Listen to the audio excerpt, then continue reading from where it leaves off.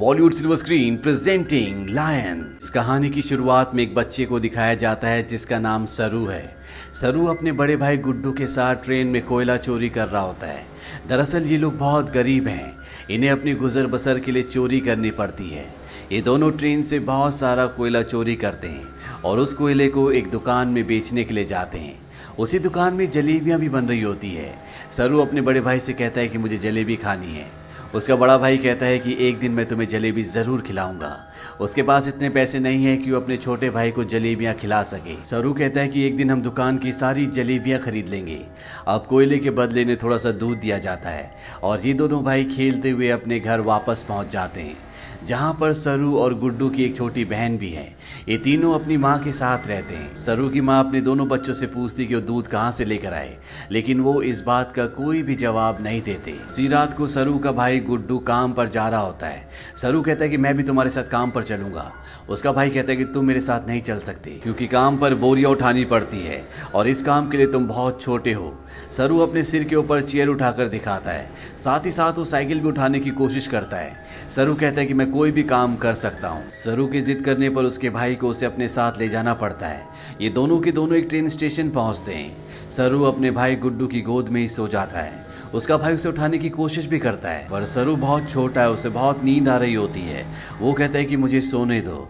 सरू का भाई गुड्डू उसे एक बेंच पर लिटा देता है और कहता है कि मैं कल सुबह काम कर कर वापस लौट जाऊंगा, तुम यहीं पर रहना। जाने से पहले सरू अपने भाई को कहता है कि जब तुम लौटोगे तो जलेबी लेकर आना। वो कहता है कि ठीक है। सरू कहता है 2000 जलेबियां। इसके बाद उसका भाई गुड्डू काम पर चला जाता है। कुछ ही देर बाद जब रात और भी गहरी हो जाती है, स्टेशन पूरी तरह से खाली हो जाता है। इस पूरे स्टेशन पर सिर्फ एक ही बच्चा होता है और वो होता है सरू। सरू वहीं प्लेटफॉर्म पर खड़ी एक ट्रेन में जाकर बैठ जाता है। कुछ ही देर बाद उसे नींद आ जाती है। सुबह जब उसकी नींद खुलती है तो ट्रेन चल रही होती है। सरू ये देखकर घबरा जाता है और ट्रेन में चारों तरफ भागता है। वो अपने भाई को आवाज भी देता है। साथ ही साथ वो ट्रेन के दरवाजे खोलने की भी कोशिश करता है पर दरवाजे पूरी तरह से लॉक्ड होते हैं। इसीलिए ट्रेन के कई बार रुकने के बाद भी वो ट्रेन से बाहर नहीं निकल पाता। ट्रेन की बोगी पूरी तरह से खाली है। सरू भूखा प्यासा इस ट्रेन में फंस चुका है।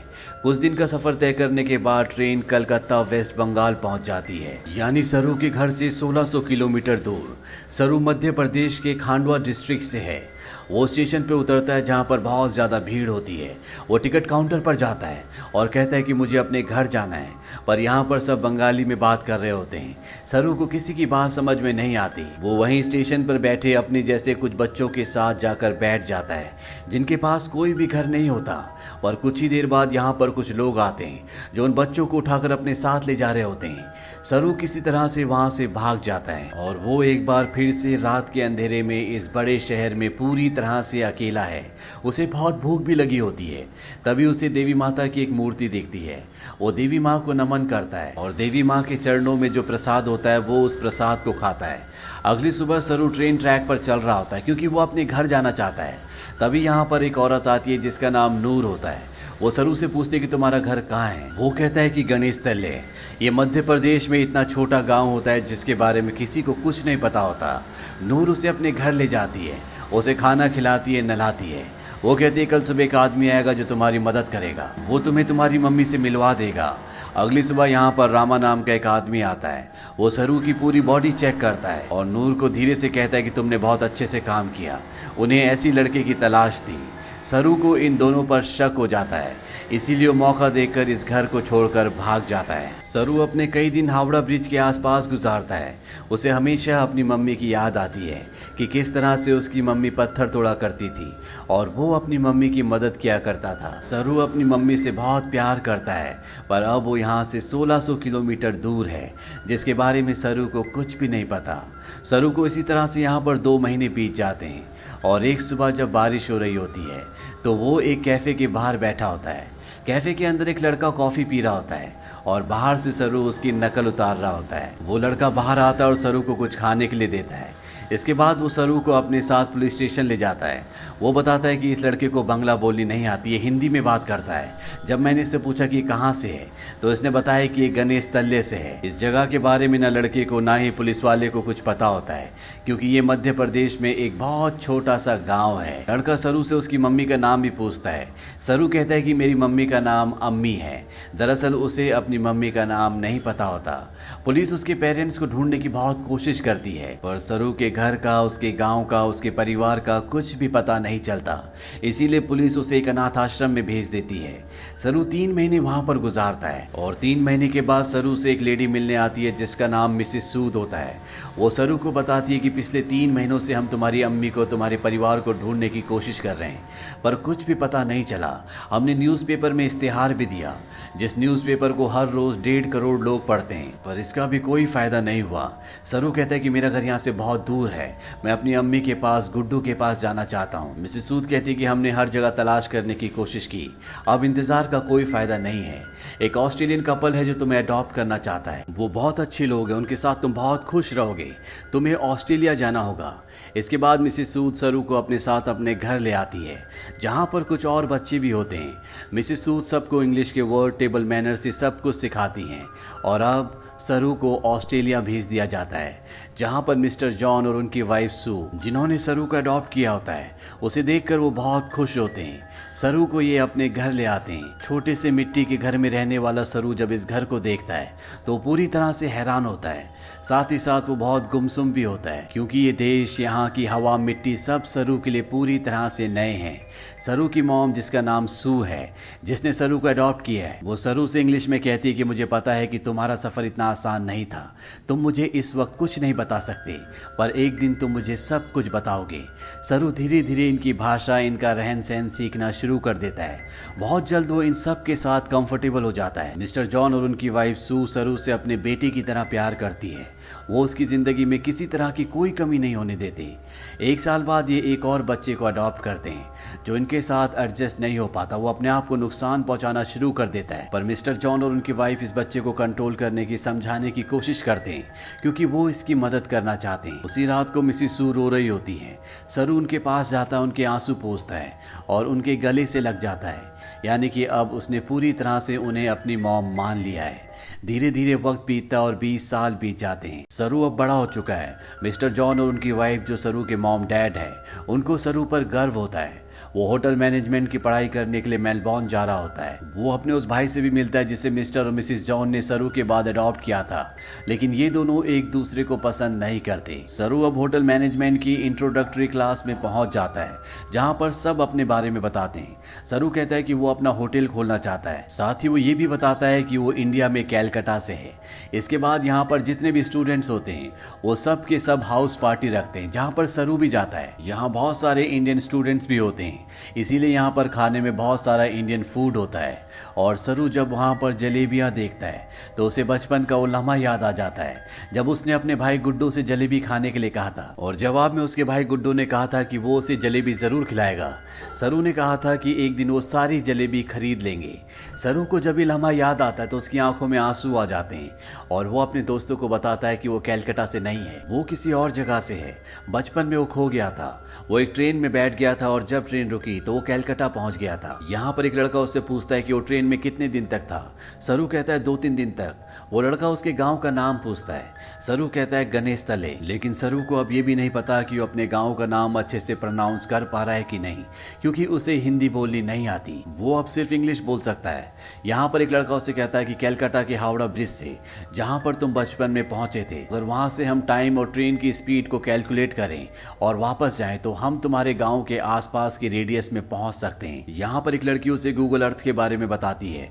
वो कहती है गूगल अर्थ के सहारे तुम दुनिया की किसी भी जगह को ढूंढ सकते हो, पर सरू इस बारे में और ज्यादा बात करने से मना कर देता है।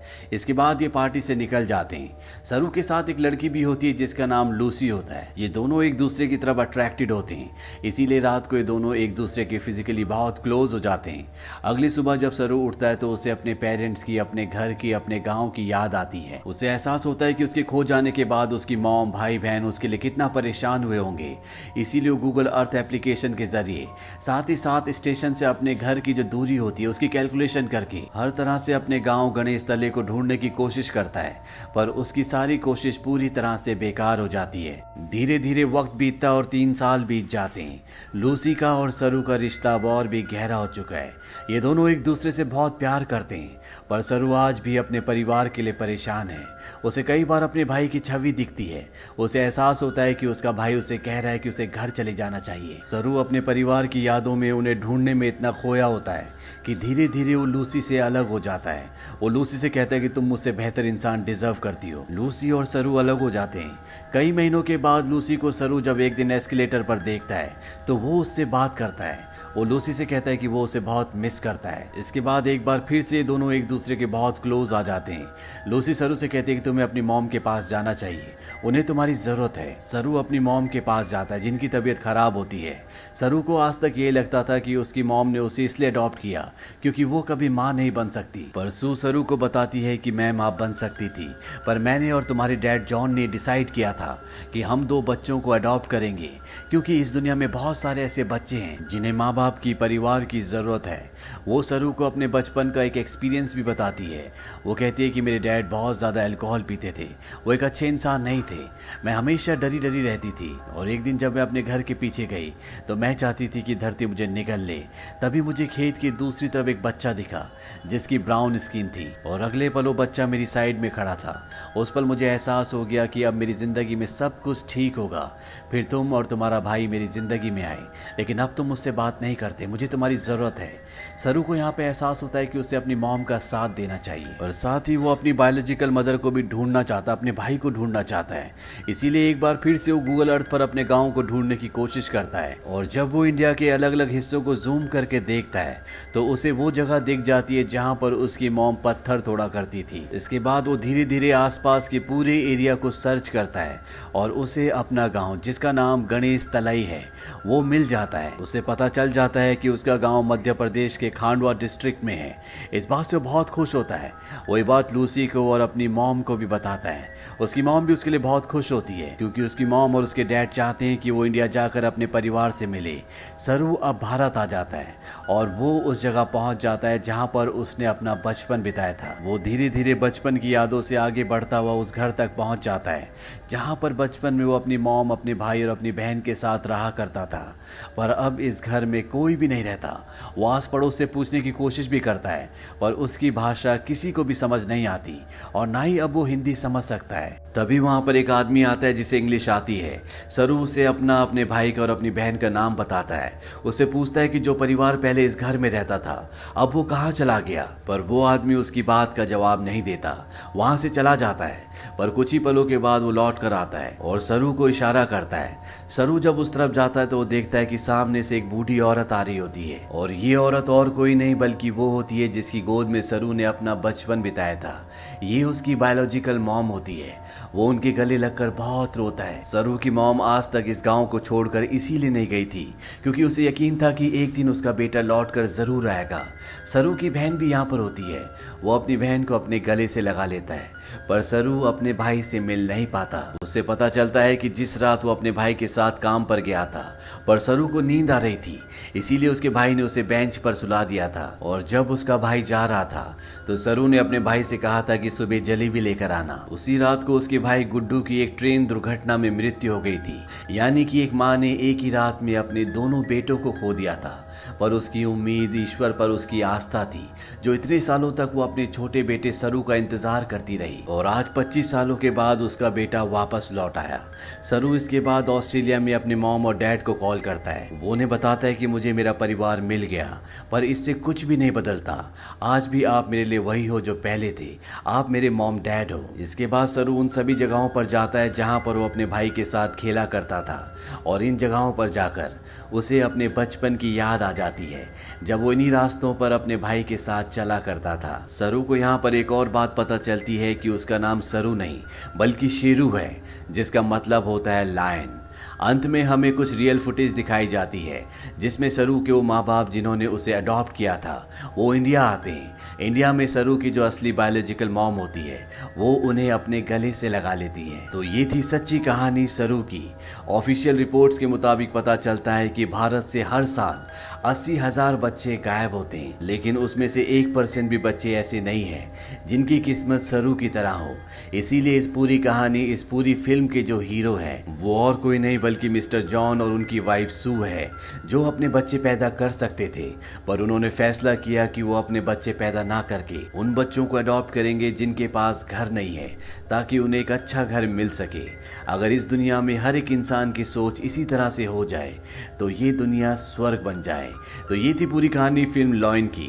ये फिल्म सन 2016 में रिलीज हुई थी। IMDb पर इसकी रेटिंग है 8। इस फिल्म का बजट था $12 मिलियन और बॉक्स ऑफिस पर इसने कमाई की थी $141 मिलियन की। उम्मीद करते हैं कि ये कहानी आपको पसंद आई होगी।